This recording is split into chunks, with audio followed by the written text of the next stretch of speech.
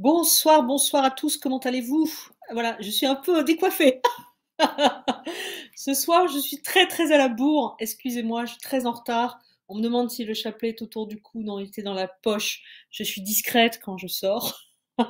Surtout pour le travail, surtout dans mon milieu qui est la télévision. Imaginez-vous que s'il me voit arriver avec le chapelet autour du cou, je suis doublement au chômage. Voilà, c'est ma vie. Ça sonne de tous les côtés. Attendez, excusez-moi, du coup, j'ai même pas mis en vibreur. Voilà. Donc, écoutez, voilà, je suis ravie de vous rencontrer, de vous retrouver ce soir. Je vais tout de suite contrôler si de l'autre côté, hop, on me voit bien. Ouais, super. Alors, De l'autre donc, côté, hop. voilà, si on entend le son, c'est que c'est bon. Je le coupe. Voilà. Alors, je me suis dit le temps que tout le monde arrive, j'étais en train de mettre, vous savez, je travaille sur un encodeur et ça me permet du coup, pouvoir vous partager les documents et tout ça prend un peu de temps et d'habitude, bien sûr, je le prépare avant de vous voir. Et là, ce soir, bah, vous comprenez que tout est un peu compliqué puisque donc je suis très très en retard. Voilà, c'est la vie professionnelle. Voilà, donc hop, je le cache. Tac, vous voyez, je rentre les documents au fur et à mesure. On prie en attendant, me dit bah, l'Arabelle. Alors, qui c'est qui est là? Alors, il y a Domenico qui est là, il y a MB pour l'âme. Alors, MB pour l'âme, vous me dites, bonjour Marielle, petite question, est-ce que les documents disent que le grand miracle va arriver durant les mois de mars, avril, mai et juin, entre le 7 et le 17? Marco du Québec. Ah ouais, on est suivi jusqu'au Québec. Eh bien, écoutez, bonjour Marco. Déjà, les documents, si vous voulez, ne sont pas dans le sens de la prédiction. Les documents que j'ai sont des documents de prêtres et ils s'en tiennent aux faits. Tout simplement. Et deux petites filles, Conchita et Loli. Loli connaissait la date de l'avertissement, mais Loli est décédée en 2009. Conchita connaît la date du grand miracle et elle doit l'annoncer une semaine avant. Elle l'a dit, Conchita, on l'a vu dans les épisodes d'avant, elle l'a dit qu'à 2 personnes, puisque la Vierge lui a interdit de le dire. Elle l'a dit au pape et elle l'a dit au cardinal Ottaviani, si je ne m'abuse, qui était à l'époque à la tête de la congrégation pour la foi au Vatican. Donc, du coup, c'est une promesse qu'elle a faite à la Vierge. Donc c'est bien normal que en fait personne n'a les dates. Quand vous voyez des dates comme ça qui sont distribuées sur les réseaux sociaux ou ailleurs ou sur des sites, ce sont des fausses dates. Ce sont des gens qui supposent que ça va arriver à tel moment. On sait que ça va être un jeudi, on sait que ça va être, parce que ça c'est Conchita qui l'a dit, on sait que ça va être un jeudi fête d'un saint martyr de l'église et que c'est le soir à 8h30. Voilà, c'est tout ce qu'on sait. Donc après, on a des pistes. On sait que le grand miracle va se passer la même année que l'avertissement. Hein, dans l'ordre, c'est avertissement, grand miracle et au conditionnel le châtiment. Donc l'avertissement et le grand miracle sont deux événements formidables. Moi j'ai lu comme quoi c'est la fin du monde. Pas du tout. Ce sont des gens qui ne connaissent pas Garabandal qui racontent ça. C'est plutôt ultra positif. C'est pour la première fois dans l'histoire de l'humanité, le ciel va se révéler de cette façon. Donc, si vous voulez, moi je trouve ça beau. Et au contraire, c'est pour permettre à l'homme de se réveiller. Voilà. Donc alors, dans les pistes que nous avons, on sait que c'est quand le pape se rendra en Russie, ça c'est une information qui a été vérifiée, on l'a vu au cours des épisodes. Donc bah, hier soir, vous voyez juste à la fin de l'émission, j'ai reçu un SMS m'annonçant parce que j'étais pendant l'émission quand ça s'est dit, le président de l'Ukraine a demandé au pape François de jouer le médiateur. Donc quand la guerre s'est déclarée, la guerre avec l'Ukraine, le pape François est allé à l'ambassade de Russie au Vatican, mais il n'était pas en Russie.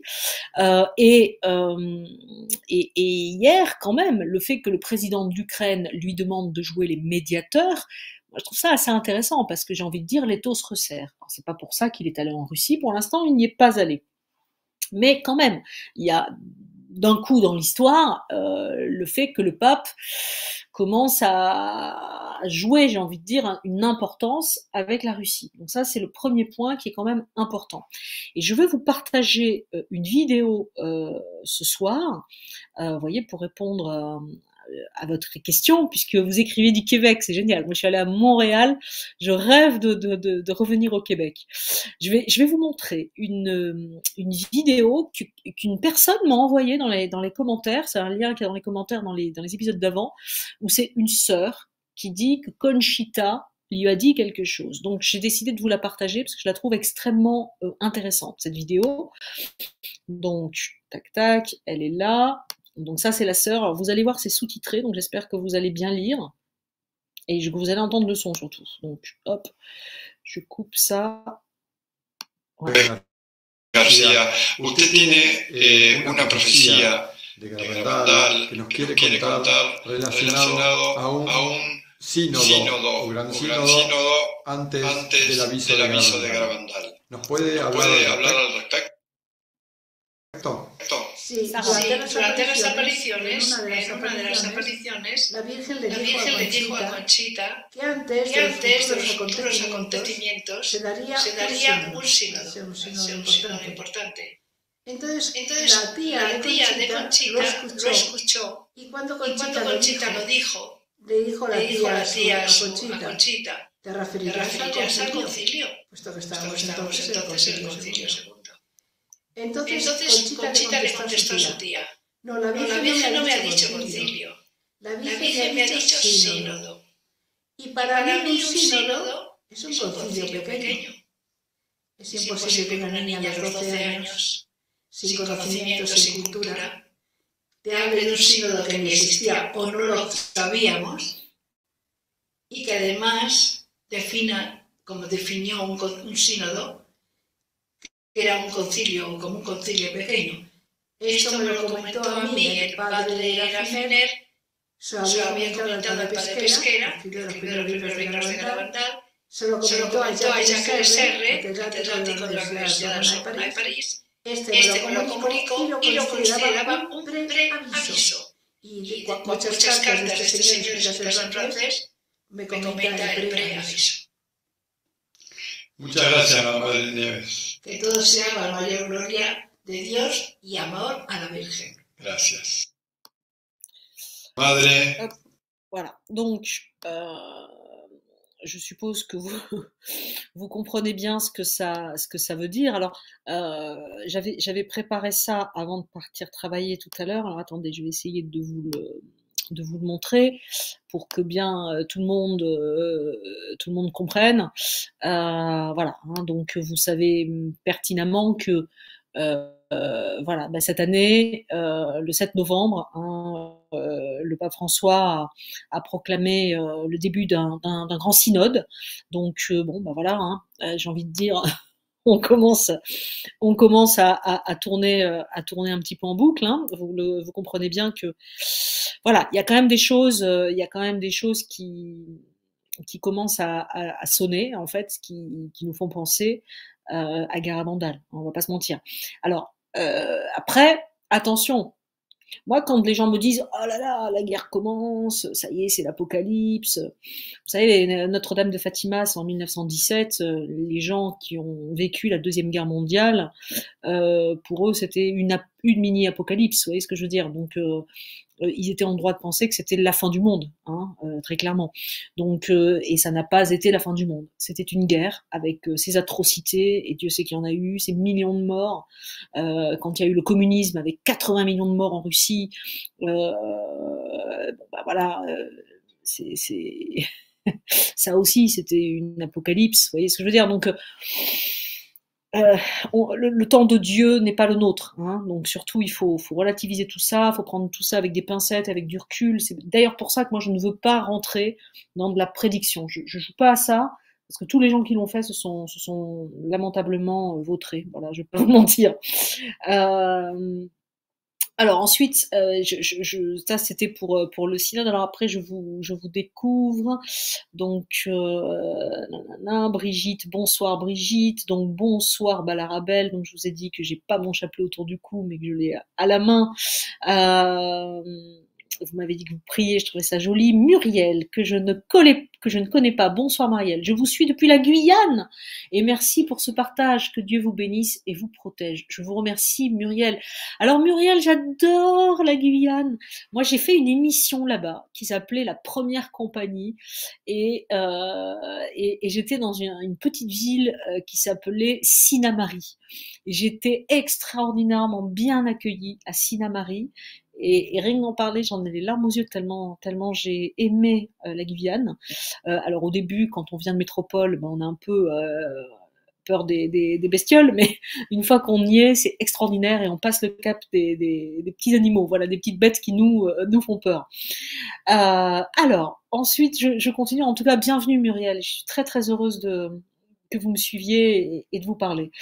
Domenico, vous savez, à Medjugorje, ils ont vécu une illumination des consciences au niveau local en 1984 pour l'anniversaire de la Gospa. Savez-vous quelque chose à ce sujet? Non, absolument pas, puisqu'en fait, c'est le problème des apparitions, c'est qu'il y en a beaucoup, et que si on veut le faire sérieusement, ça prend du temps, voilà, très clairement. Donc je suis en fait très très peu calée en ce qui concerne Medjugorje, voilà, et je n'y suis jamais allée, donc je ne préfère pas parler de ce que je ne connais pas, voilà. Donc voilà, mais du coup je vais regarder ce que c'est l'illumination des consciences en 1984, voilà. Daniel Thomas, oui Daniel, vous êtes venu me voir quand j'ai témoigné la semaine dernière, samedi dernier à Fécamp, à l'abbatiale de Fécamp. Donc bien sûr Daniel, que je vous reconnais, que je vous connais. Voilà, et merci pour ces précisions. Il y a confusion sur le sujet. Voilà. Alors, je vais commencer par vous montrer. Si je voulais vous dire aussi, après la petite vidéo qu'on a vue, enfin dans la petite vidéo qu'on a vue, je ne sais pas si vous avez fait attention, à la fin, la sœur parle donc du Père Laffineur. Et le Père Laffineur, encore une fois, c'est ce prêtre qui a recueilli tous les documents que je vous lis. C'est-à-dire que sans le Père Laffineur, il n'y a pas cette série sur Internet. Et voilà. Donc c'était vraiment autant Laurentin a enquêté sur Lourdes, a enquêté sur un grand nombre d'apparitions, et même Medjugorje, autant pour Garabandal, c'est le Père Laffineur. Donc vous voyez, elle fait elle-même référence au Père Laffineur pour vous dire combien les documents que nous sommes en train de lire sont importants, voilà, et sont pas truqués, voilà. C'est ça qui est quand même c'est tout le sérieux de ces documents, voilà. Violaine, bonsoir de Violaine, et merci pour toutes les informations relatives aux apparitions de Garabandal, une vraie enquête. Merci Violaine, voilà, et merci surtout aux personnes qui ont eu l'idée de transmettre les documents pour que ces documents ne restent pas enfermés dans une malle. Et Agnès, c'est important ce que vous dites, c'est comme si vous aviez été envoyé. Écoutez, je crois qu'on a tous une mission sur cette terre, tout le monde, même la personne la plus discrète et qui se montre jamais, il faut juste la trouver. Donc si ça fait partie de mes missions, bah, écoutez, je suis heureuse et je remercie le ciel, et j'essaye de le faire le mieux que je peux, en tout cas avec mon cœur, oui, même quand je suis en retard et que je rentre du travail. Domenico, vous me mettez, peut-on craindre une mort subite de l'impact de l'avertissement? Vous savez, Domenico, je ne sais pas. Je suis comme vous. Je pense qu'il faut faire confiance. Voilà. Je crois que le meilleur message même de Garabandal, le meilleur message de la Vierge, c'est qu'il faut faire confiance. Voilà. Vous savez, on ne maîtrise pas tout. On ne maîtrise pas le temps de la terre, on ne maîtrise pas le temps du ciel, on ne maîtrise pas tout. Donc, est-ce qu'il faut craindre une mort subite? Je n'en sais strictement rien. Le père Andréou est mort suite au grand miracle, pas l'avertissement. Je pense que le temps qui nous est donné sur cette terre, voilà, c'est la seule chose que je vais te dire ce soir, parce que je suis pas prêtre moi. Hein, alors je témoigne beaucoup pour parler de ma conversion à Lourdes, mais je suis pas prêtre, hein, donc je peux pas me permettre de raconter n'importe quoi, et j'essaye de pas le faire. Mais ce que je veux vous dire, c'est que voilà, le temps qu'on a sur cette terre, c'est pour nous permettre de faire du bien, en fait. Donc il y a deux sortes de personnes. Il y a celles qui font le bien. Il y a trois sortes de personnes. Et d'ailleurs, c'est vraiment l'avertissement. Il y a les personnes qui font tout dans leur vie pour faire le bien. Parce que même en faisant tout ce qu'on peut, des fois, on ne le fait pas. Moi, la première. Il y a des personnes qui laissent faire le mal.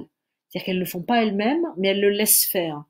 Et d'après ce que je comprends, pour le ciel, quand vous laissez faire le mal, quelque part, vous participez à la création du mal.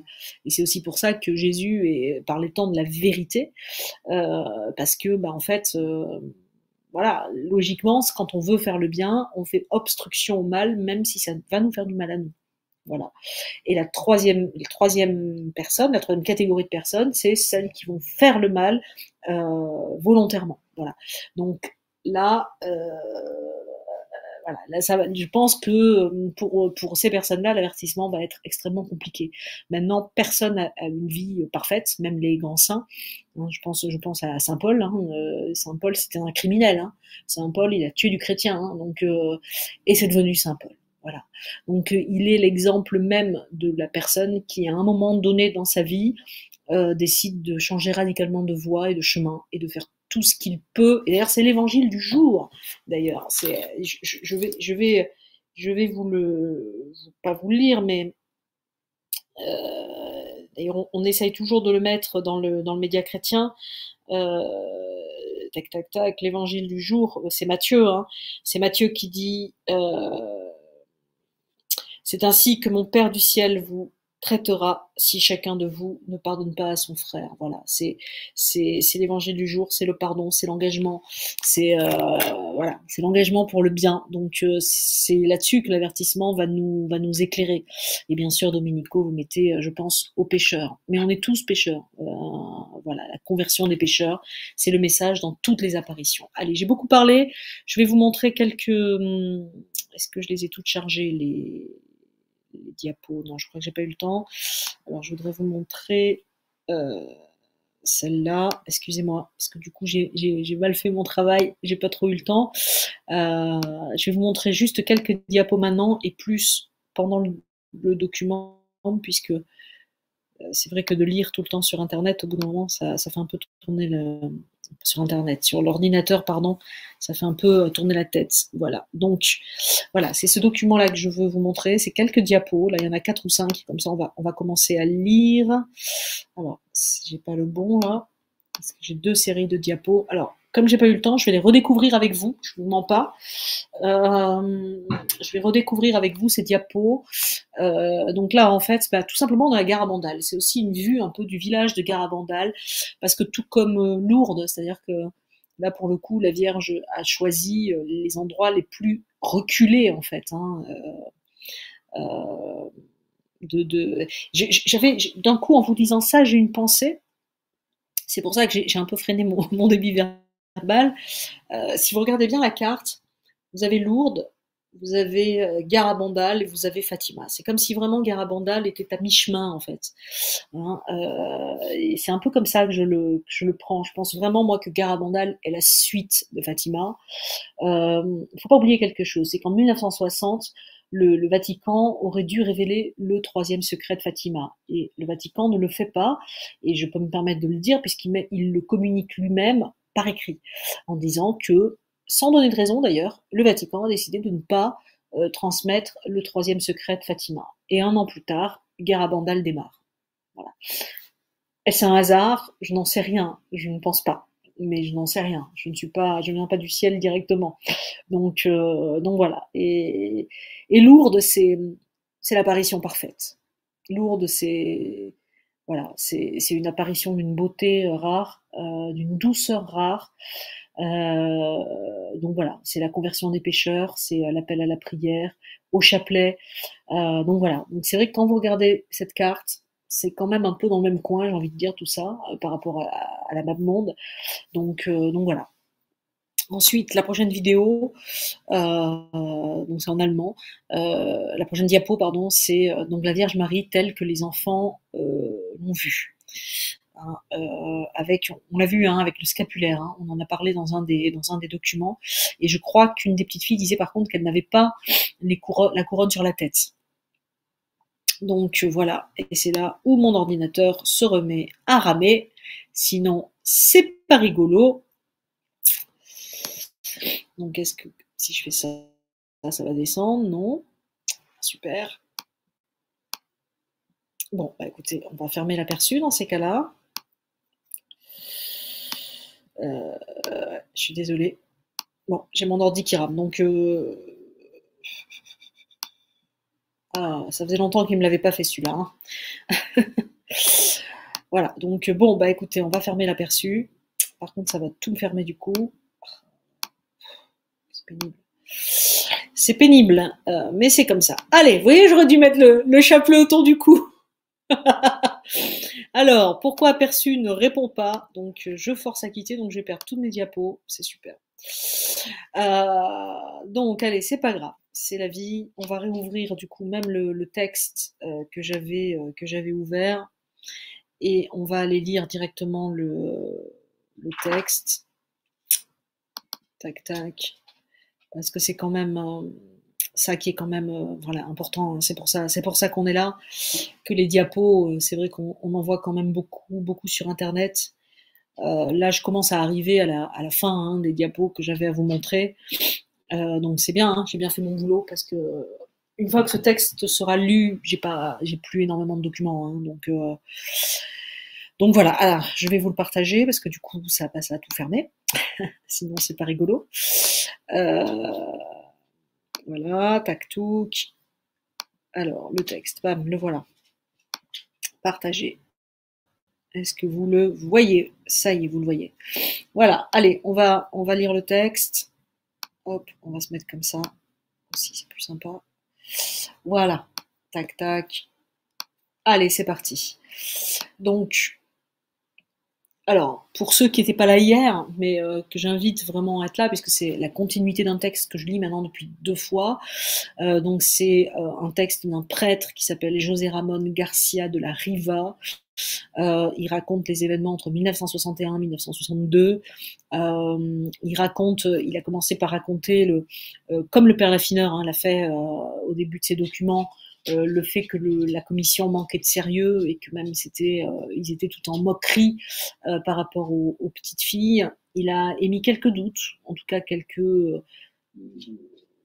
doutes sur Marie-Cruz, voilà, très clairement. Et curieusement, c'est Marie-Cruz qui plus tard va vraiment nier, et encore récemment, elle a encore nié. On avait lu dans un épisode précédent un document de Conchita qui disait que Marie-Cruz, pour Conchita pensait en fait que Marie-Cruz avait cessé de voir très rapidement, qu'elle avait fait semblant pendant un moment. Voilà, donc c'est pas rien quand même comme document. Voilà. C'est tout ça qu'on a vu. Il a décrit hier, lui aussi, des apparitions, sa vision des apparitions. Voilà, c'était assez beau parce que il raconte vraiment les faits. C'est vraiment un témoin de son temps. Il raconte les faits tels qu'ils sont. Voilà. Allez, on va commencer à lire, continuer ce document. On va essayer de lire au moins 10 pages ce soir. Donc, c'est un chapitre qui s'appelle Relations d'extase. Parmi les personnes montées un jour avec nous à Garabandal, il y avait un aumônier militaire d'aviation. Il portait seulement les insignes de son grade de capitaine, et il demanda aux prêtres présents de ne pas dire aux petites qu'il l'était aussi. Son désir fut respecté scrupuleusement. Le soir, Jacinta tomba en extase, et le curé, don Valentin, comme il en avait la coutume, lui fit demander combien de prêtres étaient là. L'enfant donna le chiffre exact de soutane, et ajouta « et un de ceux qui vont en avion, voici son nom ». Revenant vers nous à 4 heures du matin, cet aumônier ne put s'empêcher de me faire part de son étonnement et de son émotion. Un jour de septembre 1961, je me trouvais dans l'épicerie Primitiva González au village. Par la fenêtre qui donnait sur la rue, je distinguai Conchita au milieu d'un groupe. Je les rejoignis et demandai à Conchita d'entrer dans la cuisine dès qu'elle en aurait terminé avec ses visiteurs. Tout de suite, elle me rejoignit. Je tenais en main 5 ou 6 photos que j'avais prises lors de mon premier voyage à Garabandal le 22 août précédent. « Conchita, connais-tu ces enfants ?»« Oui, me répondit-elle malicieusement, ce sont des filles de Cosio. Comme il s'agit de toi, tu peux les garder, et puisque Marie-Cruz est aussi photographiée, tu peux lui en donner une. Merci. » Puis devenant subitement nerveuse, elle s'excusa en me disant « Je dois m'en aller » et elle disparut. J'avoue ici qu'à ce moment-là, je ne savais encore rien au sujet des appels. Au même moment, je me rappelais que l'une des photos que je lui avais données était dédicacée et destinée au prêtre de Burgos qui m'avait accompagné à Garabandal le 22 août 1961. Je demandai à la fille de Primitiva s'il n'y avait pas moyen d'envoyer une enfant à la recherche de Conchita et de lui redemander la photo dédicacée pour l'échanger contre une autre. Mais Conchita était déjà en extase, et sa mère, qui avait essayé de lui enlever mes 5 ou 6 photos de la main, y était parvenue, sauf pour une que Conchita conserva dans la même main pendant toute la durée de l'extase. Quand j'appris que Conchita était en extase, j'allai à sa rencontre pour prendre quelques pellicules. Il était 17h30. N'ayant pas de flash à mon appareil, je n'avais jamais pu prendre des photos d'extase. Celle-ci s'était jusque-là passée la nuit quand j'étais au village. J'en pris quelques-unes et quand le film fut terminé, je choisis un endroit obscur pour en changer. L'opération terminée, la voyante était revenue à l'état normal. Quelqu'un s'approcha de moi. « Conchita vous cherche. La Vierge lui a remis une commission pour vous. Où est-elle » On ne put pas me répondre. Je me dirigeai donc vers sa maison et je la vis entourée de quelques-uns de mes paroissiens qui m'avaient accompagné ce jour-là. Immédiatement, délaissant le groupe, elle vint à moi. « Père, la Vierge m'a dit de vous rendre cette photo parce que vous me l'avez donnée par erreur. » J'en restai bouche bée, ne sachant d'abord que répondre. Puis me ressaisissais. Je crois bien, c'est justement ce que je voulais te dire aussi. Je lui fis cadeau d'une autre photo pareille, mais non plus dédicacée. Conchita s'en fut rejoindre le groupe qu'elle avait quitté. Voici maintenant une histoire de photographie dont j'ai été également témoin oculaire, qu'on me permette de la raconter en détail, car sans bien connaître ceci, certains lecteurs pourraient être déroutés. Le 12 septembre 1961, de minuit à 4 heures du matin, j'assistais à une extase très longue. On le voit de Jacinta et de Loli dans la maison de Conchita. On le sait déjà, parmi les assistants en extase, nombreux étaient les hommes et les femmes qui remettaient aux enfants, avant l'arrivée de la Vierge, des objets religieux pour les présenter, le moment venu, au baiser de ses lèvres. Pour ma part, je leur avais confié tout ce que j'avais sous la main. Comment, pendant l'extase elle-même, de Loli et de Jacinta, suis-je allé jusqu'à passer à Conchita mon appareil photographique? Je ne l'explique pas encore. Notons que Conchita n'était pas elle-même en état extatique et qu'on ne pouvait pas communiquer avec les voyantes en extase, si ce n'est par celles d'entre elles qui n'y étaient pas. Loli reçut l'appareil sans que Conchita l'avertît de quoi il s'agissait. Immédiatement et sans hésiter, Loli se posa l'appareil devant les yeux et on entendit « Je vais faire ta photo ». Puis ce fut une réflexion désabusée. « Quel drôle d'appareil, je ne te vois pas !» Et au même instant, comme si elle avait été avertie par sa vision, « Ah, je dois tirer un bouton ?» De fait, l'appareil était dans son étui. Elle chercha avec les doigts la pression et ouvrit l'étui. « Maintenant, je te vois bien. » On se rendit alors compte qu'elle recevait à nouveau des instructions. « Ah, je dois toucher un autre bouton ?» Mon appareil étant un Kodak de poche, muni d'un soufflet, il fallait que ce dernier fût tiré pour entrer en action. Nous vîmes donc Loli chercher le deuxième bouton, tirer le soufflet et se remettre l'appareil à hauteur des yeux. Tout cela se faisait sans hâte, très calmement. La tête en arrière, Loli n'avait cessé de fixer sa vision, son regard ne s'étant jamais préoccupé des manipulations. On se rendait parfaitement compte qu'elle agissait en suivant de mystérieuses explications. C'est un truc de dingue en fait, ce qu'on est en train de lire. En fait, la Vierge se ferait être une sorte de technicienne photographique, d'appareil photo. Elle parla. Alors, je dois tourner la bobine. Ses doigts cherchèrent à la partie droite, en bas de l'appareil, le levier d'entraînement, et effectuèrent le passage de la bobine, sans se douter évidemment, car d'elle-même, elle n'y connaissait absolument rien, que sans cette manœuvre, il était possible de faire une photo sur une autre. Après cela vint l'indication de baisser le dispositif pour pouvoir opérer. Elle s'exécuta, mais non pas immédiatement. On remarquait bien que si toutes les opérations étaient faites correctement, elle devait y mettre un peu de temps. Le tout terminé, sans oublier de déclencher l'obturateur, elle recommença la série des gestes nécessaires pour prendre 2 autres photos. Cette fois, ce fut avec beaucoup d'aisance et sans recevoir, semble-t-il, de nouvelles instructions. Loli opéra très rapidement, comme si elle connaissait parfaitement l'appareil, à la manière d'une habituée de la manipulation. Je ne me préoccupais pas spécialement de ces photos tirées par Loli, et ce ne fut qu'à quelque temps de là qu'un beau jour, j'envoyai le film au développement. Et comme il est naturel, à première vue, je pensais qu'on ne pouvait avoir de résultats positifs. À cause de 2 motifs pour moi péremptoires, Loli avait photographié à l'intérieur de la maison de Conchita, sans flash, avec une pellicule courante, à la lumière de la pauvre ampoule éclairant la cuisine. D'autre part, un appareil photographique n'est fait que pour fixer des choses ou des personnes visibles. Le film revenu, j'envoyais par lettre le résultat à Loli. Ah oui, il écrivait à Loli, pardon. Lui disant par manière de plaisanterie: puisque tu as pris les photos toi-même, quand tu reverras la Vierge, demande-lui donc pourquoi elles ne sont pas mieux réussies, car je n'y vois rien. 3 mois plus tard, Loli m'avoua qu'elle ne se rappelait jamais de parler à sa vision de cette histoire de photo. Finalement, elle le fit. Voici ce qu'elle a raconté.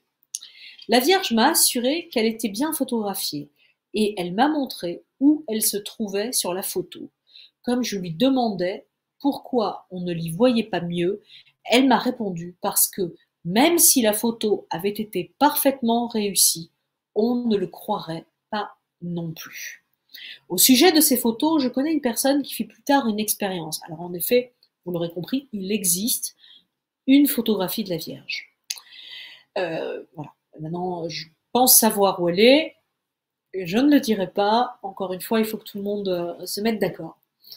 Dans un tas d'images, elle glissa la photo qu'on avait coutume d'appeler la photo de la Vierge.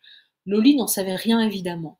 Elle entra en extase et les prenant au milieu des autres objets posés sur la table par les assistants, elle commença par offrir au baiser de la Vierge les images. Arrivée sans le savoir à la photo de la Vierge, on la vit rester un peu en arrêt, puis elle parla. « Ah, c'est la photo où tu te trouves !» À mes yeux, cette histoire de photographie a un intérêt de caractère technique, pourrait-on dire. Avant l'affaire de la cuisine de Conchita, Loli était absolument incapable de se servir de tout appareil, et plus spécialement du mien. Et 8 jours après la brillante réussite de la même cuisine, elle était redevenue absolument incapable de recommencer. Je l'ai vérifié moi-même chez elle, en présence de son père, Seferino, en remettant dans les mains de Loli, pardon, j'ai fait une fausse manip, son appareil lui-même. Une expérience de caractère technique, oui, et sur les instructions de la Vierge.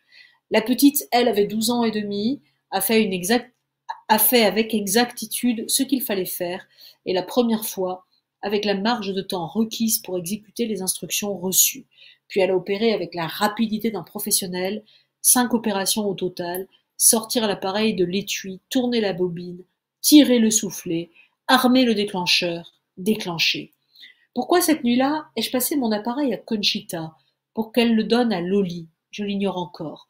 Par contre, je me souviens comme si c'était hier que cette même nuit, Loli dévoila aux assistants mon identité complète, mon prénom d'abord, mon premier nom ensuite, puis mon second nom, en précisant qu'il comportait 3 mots.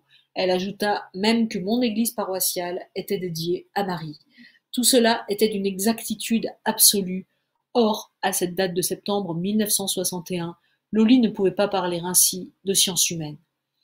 Un jour, Conchita était en train de souper près de l'âtre, je sais pas, surélevé de la cuisine, sur un petit tabouret où elle avait l'habitude de s'asseoir. On a des photos de Conchita assise dans sa cuisine. Tout à coup, on les a vues ensemble.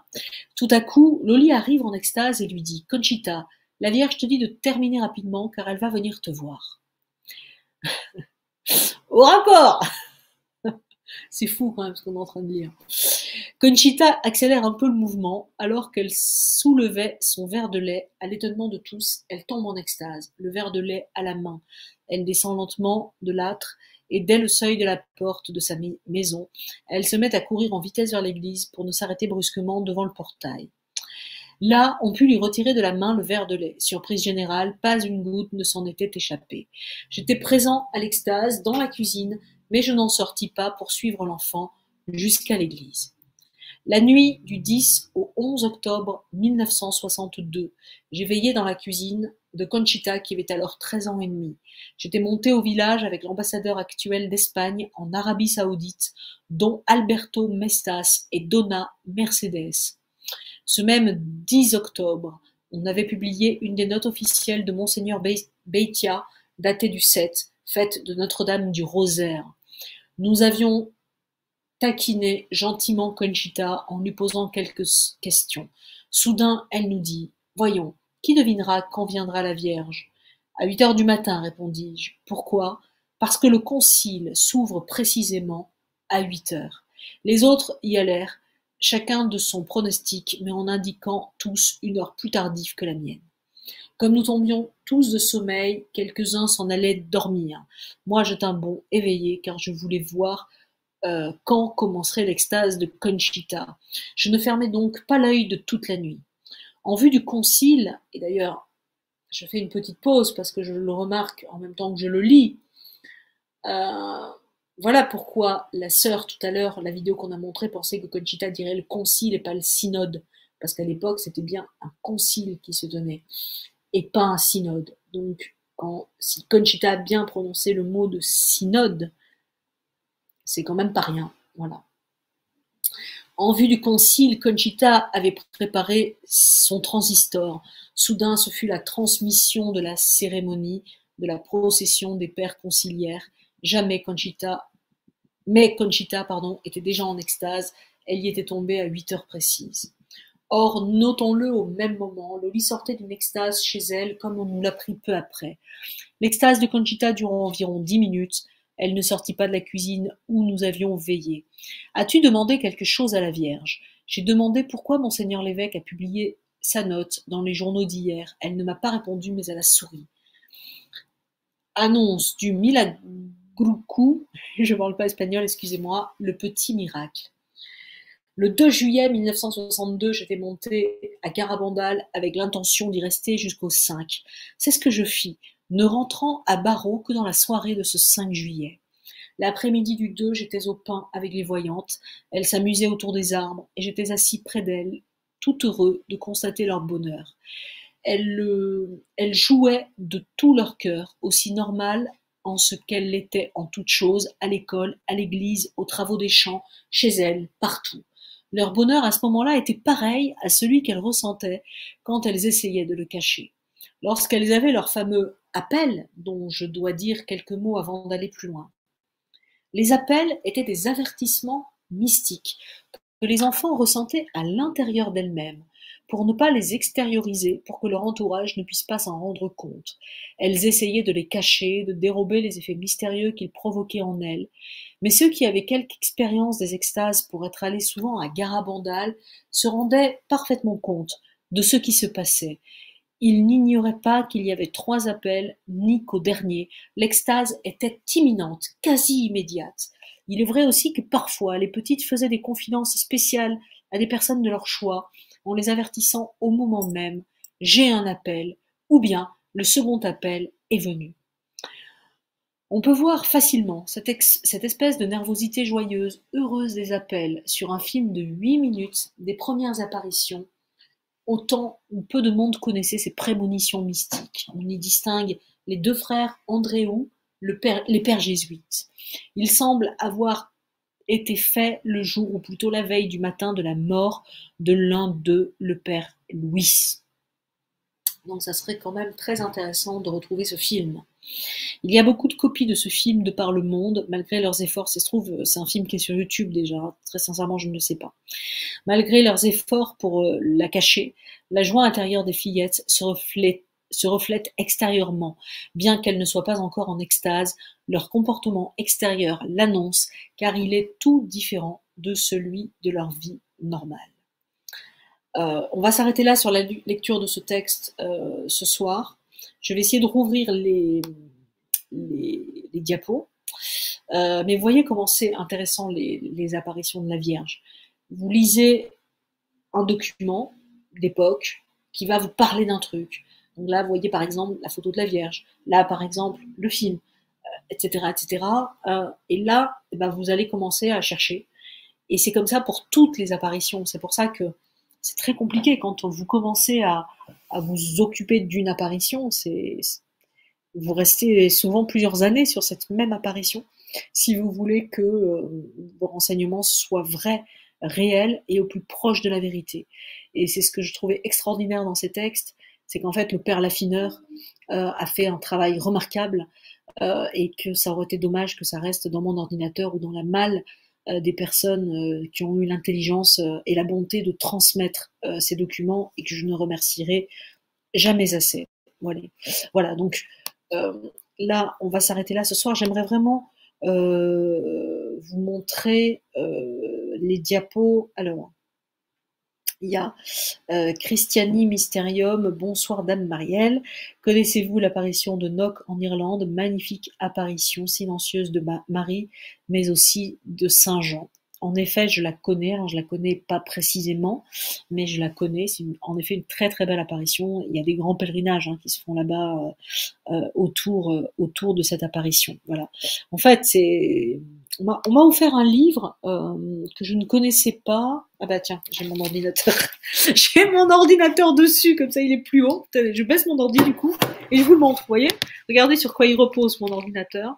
Alors je connaissais. Attendez, je vais cacher je vais enlever le texte de l'écran. Voilà. Voilà, c'est mieux. Regardez, je connaissais celui de Laurentin, je ne connaissais pas celui-là, qui est un dictionnaire donc de Joachim Boufflet, et on me l'a offert le week-end dernier quand j'étais à Fécamp. Donc je remercie Catherine et Michel pour ce cadeau, parce que c'était sur leur table. C'est eux qui m'hébergeaient à Fécamp. Et je ne connaissais pas ce couple, donc ils m'ont reçu gentiment chez eux. J'ai pris beaucoup de plaisir à y être, et c'était sur leur table. Et quand on est rentré de témoignages du restaurant, etc., j'ai vu ce livre, je dis oh là là, mais je connais pas ce livre. Et le lendemain matin, au petit déjeuner, ils m'ont dit ben on te l'offre. Voilà, donc j'imagine que Nock est aussi dans ce livre. Alors j'ai pas trop eu le temps de le parcourir encore, parce que vous voyez que c'est épais. Tout ça pour vous dire que des apparitions, Laurentin, on a recensé 2500. Donc c'est quand même très très compliqué de toutes parfaitement bien les connaître. Voilà. Donc Nock, c'est une très très belle apparition. Je l'ai lu et voilà. Alors je voudrais essayer, avant de vous quitter, de rouvrir quand même quelques diapos que j'avais prévus. Alors du coup, j'en profite le temps que les diapos s'ouvrent. J'avais prévu de vous dire, donc je vais vous donner rendez-vous. Voilà, c'était ces diapos-là que je voulais vous montrer. Alors allez, on va prier pour que ça marche. Tac, le temps que ça rouvre, voilà, c'est en train de s'ouvrir. Donc du coup, je vous parle. Vendredi, je vous avais dit à 19h pour le rendez-vous pour commenter ce qui va se passer, la consécration, pardon, je suis très fatiguée ce soir, je cherche mes mots, j'ai pas eu le temps de décompresser, la consécration au cœur immaculé de Marie par le pape François. En fait, ce que je vais vous proposer exceptionnellement, c'est une émission à 16h. Parce qu'en fait, la consécration démarre à 17h et l'acte de consécration est à 18h30. Donc, je pensais pas mal, plutôt que de conclure la consécration, plutôt de s'y préparer ensemble. Je trouvais assez intéressant, et puis on se quitte à 17h, à 17h moins 10, peut-être avant, parce que j'ai peut-être pas grand chose à dire, je sais pas combien vous serez à 16h devant votre écran. Moi, je prends vraiment sur ma journée de travail pour voir ça, parce que je pense que c'est un moment historique. Donc voilà, donc je vous propose vraiment donc vendredi de nous retrouver à 16h. On lira ensemble la prière du pape François, le courrier du pape François que le pape François a envoyé à tous les diocèses, à tous les évêques, pour que simultanément les prêtres et les évêques du monde puissent être en prière. C'était le souhait de la Vierge Marie, donc le pape François le respecte à la lettre. Donc voilà, donc ça c'est intéressant. Donc vendredi à 16h. Allez, il me reste 5 minutes, donc je voudrais vous montrer, est-ce que ça marche? Allez, on va prier, je partage, ça prend 3 secondes du coup pour que je partage, pardonnez-moi, mais j'ai pas trop le choix.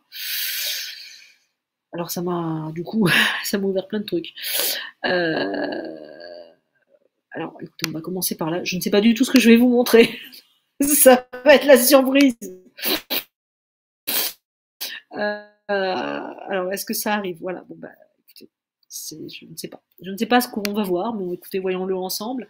Donc voilà, bon ben ça c'est une vue de Garabandal, oui c'est ce que je vous disais tout à l'heure avant que ça plante. Ce qui est intéressant vraiment, c'est de voir la taille du village de Garabandal en 1961. C'était tout petit, voilà, c'est un petit, presque un hameau, j'ai envie de dire, il y a 30 maisons, pas plus. C'est ça Garabandal. Il n'y avait pas d'eau, il n'y avait pas d'électricité, et il y a ces événements qui se passent. Bon, ça c'est le message qui était à l'époque imprimée. Je pense vraiment que c'est la baronne Glatini de Pelletier qui avait imprimé le message sur des diapos à l'époque, puisqu'elle faisait des conférences aussi. Donc j'ai récupéré comme c'était l'assistante, hein, vraiment. À mon avis pas payée, hein, c'était l'assistante, c'était une amie hein, du père Laffineur qui lui a servi d'assistante parce qu'elle s'est passionnée pour les apparitions de Garabandal, elle connaissait très très bien les petites. Et quand le père Laffineur est décédé dans les années 60, en 70, en novembre 70, c'est la baronne Glatini-Le Pelletier qui a continué à porter le message pendant 10 ans. C'est là qu'elle a rencontré le père de Baillancourt, qui lui aussi a pris énormément de documents. Elle lui en a donné beaucoup. Voilà. Donc c'est quelqu'un de très sérieux. Et donc là, vous voyez, elle a écrit le message de Garabandal, un des messages principaux de Garabandal, au-delà de l'Eucharistie, au-delà de la bonté, au-delà du chapelet, de la prière du chapelet, c'est il faut faire beaucoup de sacrifices, beaucoup pénitence. Il faut visiter souvent le Saint-Sacrement, mais avant tout, il faut être très bon. Si on ne le fait pas, ce sera le châtiment. Déjà, la coupe est en train de se remplir. Si nous ne changeons pas, le châtiment sera très grand. Mais c'est aussi sous-entendu que si nous changeons, il n'y aura pas de châtiment. Voilà. Et je souhaite qu'il n'y en ait pas, hein, parce que le programme n'est pas très réjouissant. Voilà. Et d'ailleurs, l'avertissement et le grand miracle d'après la Vierge se dérouleront. Le châtiment, encore une fois, est au conditionnel. Voilà, j'ai beaucoup parlé aujourd'hui, donc je perds un peu ma voix. Ce soir, je suis fatiguée. On va quand même essayer d'avancer sur les diapos. Voilà, c'est encore des vues de Garabandal. On voit que c'est dans les montagnes. Pardon pour les photos orangées ou roses, hein, c'est l'âge hein, qui a fait ça. Voilà, ça c'est vraiment des photos du village. Donc on voit le sol, on voit la boue. Voilà, je les passe vite, mais voilà, c'est une photo de l'église, je crois qu'on l'a déjà vue. Vous voyez comment les petits jouets, les rues sont pas faites, hein, elles sont pas goudronnées, hein, c'est vraiment... c'est un petit village paumé, hein, très clairement, et le chemin pour venir à Garabandal, vous voyez, c'est un chemin de pierre aussi. Et d'ailleurs, c'est un chemin de pierre qui, paraît-il, a usé beaucoup de moteurs à l'époque et beaucoup de roues, beaucoup de pneus qui ont crevé. Hein. C'est dans les récits, on voit la route. Hein. La route, elle est pas très très commode, hein, comme on peut le voir donc, comme on peut le voir ici. Alors ça m'a ouvert d'autres diapos. Je vais essayer d'en faire une autre série. Du coup, comme ça a planté, pardon, Alors, Balarabel qui dit il y a chapelet en direct avec Nazareth sur Radio Maria à 16h ce vendredi. Alors, il y a plein de trucs hein, en parallèle. Hein, voilà. Donc après, c'est à chacun de choisir. Hein. Bien sûr, la prière du chapelet, je ne peux que vous inviter. Que vous inviter à le faire. Hein. Vous savez, vous commencez à me connaître, vous savez que c'est un peu mon. Pour moi, c'est vraiment la prière que je préconise, hein, très très clairement. Hein. Alors ça, je crois que c'est la série que j'ai ouverte tout à l'heure et qui a planté. Donc est-ce que c'est celle-là qui apparaît pour moi à mon écran? Oui. Donc ça, du coup, on l'avait vu, on avait vu les montagnes, on avait vu la représentation de la Vierge. Ça, je crois que c'est dans l'église de Garabandal. Ça vient de me replanter, c'est ça? Ah non. J'ai eu peur, pardon. Voilà. Alors ça, c'est une représentation de l'ange, hein, de l'ange Saint-Michel. Vous voyez l'importance hein, de l'Eucharistie, toujours. Hein. C'est-à-dire que Garabandal, encore une fois, on ne parle que du châtiment, que du grand miracle, que de l'avertissement, mais c'est l'Eucharistie, c'est le nombre de photos qu'on a vues ensemble, où les petites communient, on les compte plus, hein. Il y en a 60. Voilà. Voilà, ça c'est une belle photo d'extase, hein, vraiment. Elle est magnifique. Donc ça c'est Loli, Conchita et Jacinta. Voilà, et ça c'est une photo très célèbre. Hein. Donc ça c'est vraiment les 4 petites filles, et je pense que c'est vraiment en 1961 parce que on les a vues là dans les diapos que j'ai, on les a vues plus grandes, mais là on voit qu'elles sont vraiment toutes petites. Est-ce que j'ai le temps d'ouvrir encore une série de diapos où on se les garde peut-être, on va se les garder pour la prochaine fois les autres diapos. Hein. Il est -5. Bah voilà, c'était encore un bon moment passé ensemble. Donc bah, je vais vous dire, j'aime bien ce côté conversation. J'espère que vraiment vous serez là vendredi à 16 h, qu'on puisse se parler, qu'on puisse aussi prier ensemble, parce que je pense que c'est une bonne idée aussi de faire une prière pour porter le pape et faire en sorte que cette prière soit surtout utile. Alors il n'y a pas de prière inutile, hein, ça c'est faux, hein. Chaque prière est utile, mais j'espère qu'elle va porter. Voilà, j'espère vraiment que tout ça va déclencher la paix, en tout cas une issue vers la paix, que ce soit d'ailleurs en Ukraine ou au Yémen, dans tous les pays du monde qui sont en guerre. Voilà. Donc, bah, je termine comme hier. Priez pour moi aussi. Moi, je prie pour vous. Sachez-le. Je prie aussi pour que ces messages de Garabandal puissent aider à la conversion, parce qu'on se rend bien compte après 13 heures. Il y a une petite erreur, tiens, là, sur mon truc. Hein, c'est bien l'émission 13. Hein, c'est pas l'épisode 12. C'est pas grave. Mais voilà, on se rend bien compte du sérieux, hein, du travail de tous ces prêtres qui ont écrit. On se rend bien compte que ce ne sont pas des hurluberlus et que il s'est quand même bien passé quelque chose dans les ruelles de Garabandal de 1961 à 1965. Je vous embrasse, je vous souhaite une excellente soirée et donc je vous dis de manière très exceptionnelle, je vous donne rendez-vous vendredi 16 h et à 17 h, hein, c'est retransmis sur KTO. Je vous invite à regarder donc cet événement extrêmement important, voilà, qui est la consécration de la Russie et de l'Ukraine au cœur immaculé de Marie. Voilà, je vous embrasse. Bonne soirée à vous.